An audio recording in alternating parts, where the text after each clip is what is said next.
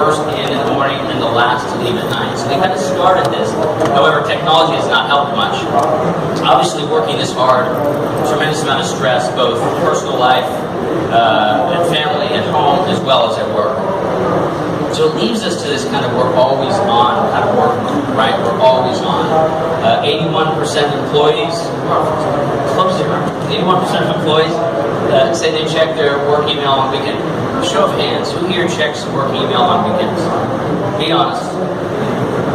Right, every hand will go up probably in America, so not bad, right? What about on holiday? Right, me too, right? 55% check email on vacation. The last statistic is funny to me. 53% of employees expect response within the day. In fact, some companies actually write this into their policies, right? You have to respond to urgent emails by the end of the day. It's interesting that the instant message was created because email just wasn't fast enough, right? Email's too slow, so let's IM each other. And 10 years ago, if you had said email was too slow, people would laugh you out of the room. When I'm not traveling at home, when I wake up in the morning, I wake up with this bright light, 5 a.m., this bright light in our room. You know what it is? It's my wife's iPhone. 5 a.m., checking email from 5 to 6. That's her kind of downtime before the kids get out and go to school. So that's kind of her, that's stressful. That's not the way I want to wake up. I'm sure that's not the way most people want to wake up, but that's just the reality we live in. So, although technology can be blamed for this always-on scenario, it is also helpful in a new kind of programs in a fast-growing business called the well-being program. Right? I'm going to build this out real quick. You think about in virtual calls, we have this kind of well-being flow, right? It starts with traditional well-being, and it's focused on what you're doing. So what we're talking about here is adoption of wearables in the workplace, and then we're going to talk about the direction we're heading innovation-wise, bringing the Internet of Things together. These 5 areas are critical areas for adoption of a wearable. The first is a trigger behavior. So an example of this could be you've been sitting all day or sitting for an hour, actually getting a trigger to get up and move, do 3 minutes of activity. The second one is around feedback.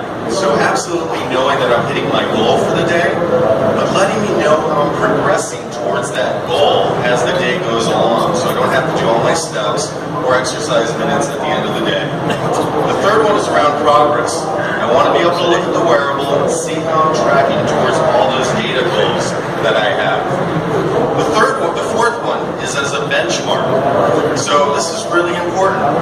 Wearables have different levels of accuracy, but one thing that's really important there is when I start using the wearable, I have a starting benchmark as to how I'm doing at that point in time. And I can see that at a future point in time to see how effective the wearable is and effective the program is tied to that wearable. And the last thing here is to leverage a social network. We all have a social network, whether that's friends, colleagues, and or family. Leverage that for motivation and encouragement through the wearable. And that's really important. I have my wearable on, I want to get that motivation. Perhaps a friend of mine has just passed me on a leaderboard. This is a really interesting stat. And looking at this graph here, when we talk about wearables, yes, there's a wrist worn, there's ones that clip on, there's clothing. This entire industry is growing. And if you follow any of the clothing wearables, that whole industry, being able to wear clothing and track my data, extremely important. This is the first step as an employer to have wearables used by my workforce. And not only does it have to be something that I want to wear, something that looks good, perhaps has different color schemes, has different form factors, something, perhaps you don't want to wear a wrist factor, you want to clip something or put it in your pocket, or wear a piece of clothing. But the other side of this is our clients have different environments.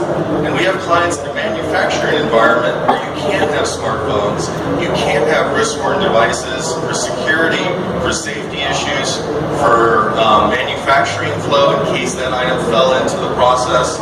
So these wearables, future wearables, needs to to account for different employers, different types of workplaces, and different preferences by individuals. That quote there, that's probably the most important thing. We've seen studies that wearables in their own right don't have the long distance as expected. Individuals will wear the wearables and stop using them after a short amount of time. You need more than simply having a good-looking device and tracking that data. And these 6 key areas are important to the future of wearables, to making individuals use wearables for a long, sustained engagement. The first part of that is programming. A wearable by itself will not have someone keep using that wearable over a long period of time. You need programming. You need content. You need engaging games with that. You need challenges. You need a program tied to the wearable. Simply tracking my data is not a long-term successful piece for the wearables. The second one is rewards. Whether this is financial, perhaps a points game, maybe even trophies and badges, you need some sort of reward program around the use of the wearable to have that long-term engagement. The third is around personalization. So I spoke in the previous slide about different form factors, having a form factor that caters to me and the environment as well. But this takes it a step further. My display on the device needs to be personalized. I need to be able to show what I want to see on there. I need to be able to track different data points and be able to say how I'm going to track that. And the final piece of that is I need to be able to personalize my notifications. Perhaps I want to get notified every 10% of my goal. Others may want to know just simply when I hit that goal and as I exceed it. That's the personalization piece. The next is gamification. It's something really near to my heart. Having this fun, gamified experience, whether it's leaderboards and a challenge with my social network or having something more than that. You know, recently this whole VR flow with Pokemon Go and having that is engaging was very addictive. Different people have different types of engaging, gamified behaviors, but having something that's fun in there, so it's not just me tracking data and doing mundane tasks and making sure I'm hitting my steps and exercise minutes and tracking my weight, but actually having some sort of fun challenge in there or game. The fifth one is social motivation. Again, can't stress the importance of social networks and leveraging these social networks to motivate you as an individual.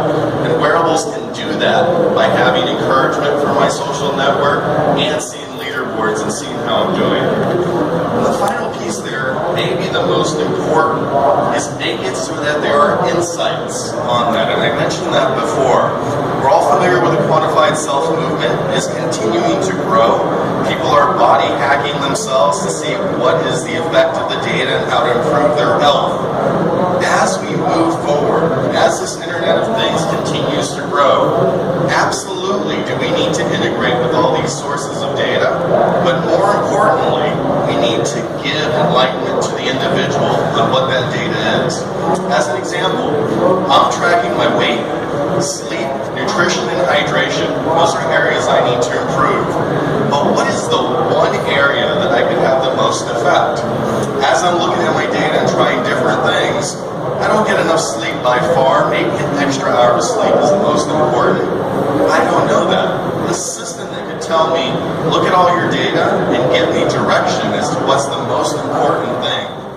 And not only has it changed from the office environment to a mobile environment, but we are now tackling all the industries and all environments, whether it's manufacturing, whether it's a mobile workforce, making sure that all of these environments not only have a wellness program, but have the ability to tie this program to data that's being tracked by their employees. There's two really interesting areas that Virgin Pulse is working on towards this future integration of all of this data. The first is proximity beacons. Really inexpensive Bluetooth devices you can place anywhere in your work environment, and you can program to tie into your smartphone or your wearable. So some really neat examples here, and you can think of the potential that these devices would have. The first is around, that's a different, let me go to the next slide.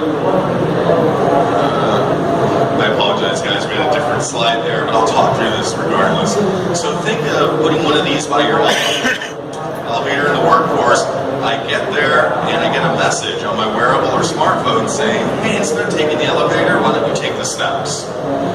The example here is around a water cooler. Getting near the water cooler, why don't you hydrate? And if you did, why don't you track that in the platform that you're taking that extra glass of water? But you can take this a step further. You can have several proximity beacons, and you can show that someone actually went upstairs rather than downstairs, and give them a message that said, hey, great job, you just did 3 flights of stairs. There's a lot of potential here. You can have one at the entrance to your cafeteria that gives healthy food options before I go in there. And to take it a step further, not only the workplace, but we envision these beacons to be everywhere. And if someone is willing to accept the terms to have the proximity beacons message them, you can get message going into a coffee shop on your healthy food alternatives. You can get messages when you're near a gym or track encouraging you to do some workout. There's a lot of possibilities here.